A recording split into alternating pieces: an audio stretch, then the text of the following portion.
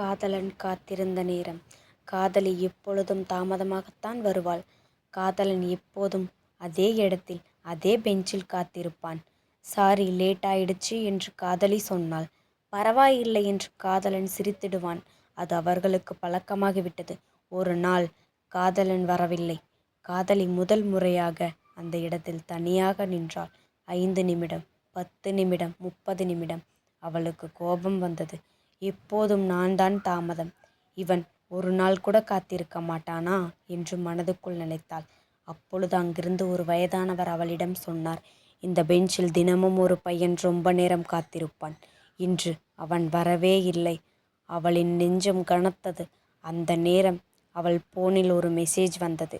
இன்னைக்கு உனக்காக காத்திருக்க முடியல, ஆனா இந்த வாழ்க்கை முழுக்க உன் நேரத்துக்காக நான் காத்திருந்தேன்டி. அவள் அன்று விபத்தில் உயிரிழந்தான். அவள் அந்த பெஞ்சில் உட்கார்ந்தாள்.